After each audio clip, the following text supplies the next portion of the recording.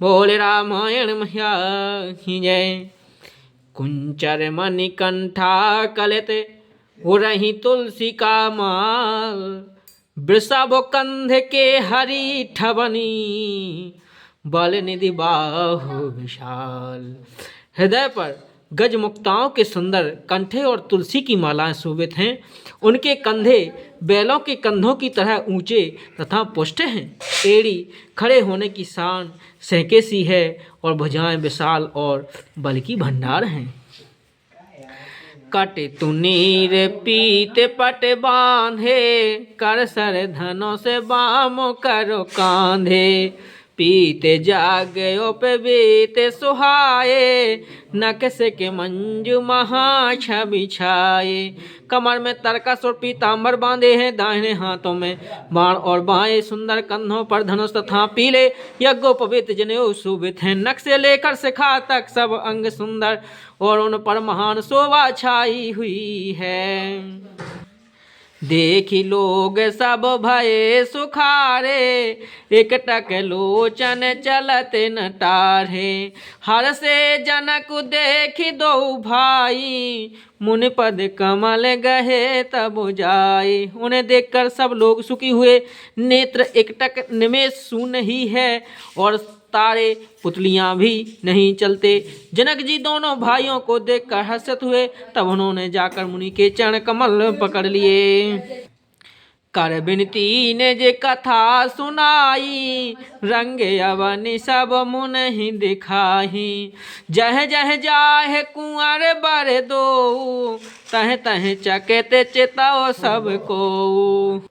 विनती करके अपनी कथा सुनाई और मुनि की सारी रंग भूमि यज्ञशाला दिखलाई।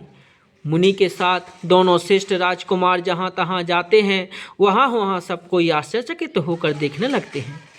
निज निज रूख राम ही सब देखा, को न जाने कछु मरम विशेषा।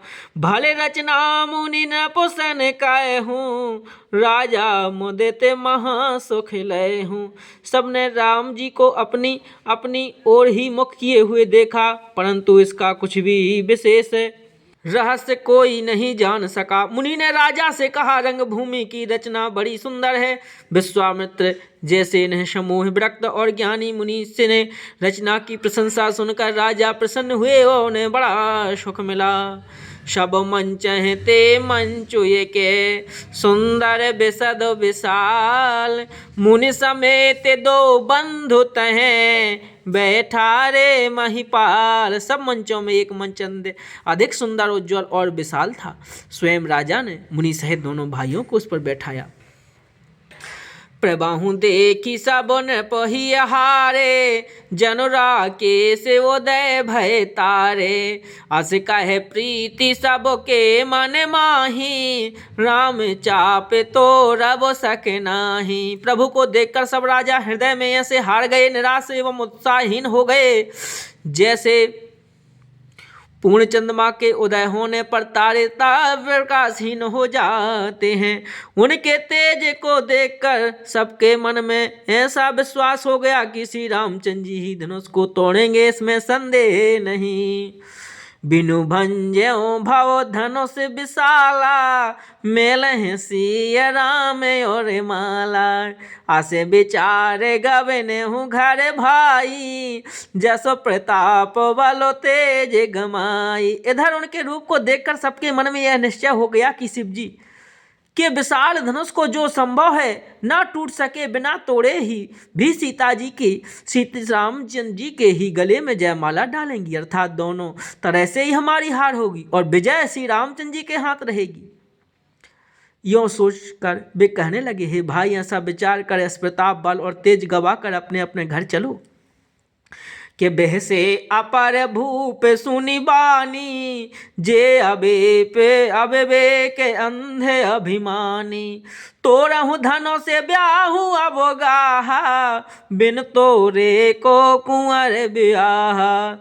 दूसरे राजा जो अविवेक से अंधे हो रहे थे और अभिमानी थे, यह बात सुनकर बहुत हंसे कि उन्होंने कहा, धनुष तोड़ने पर भी विवाह होना कठिन है, अर्थात सहेज ही में हम जानकी को हाथ से जाने नहीं देंगे।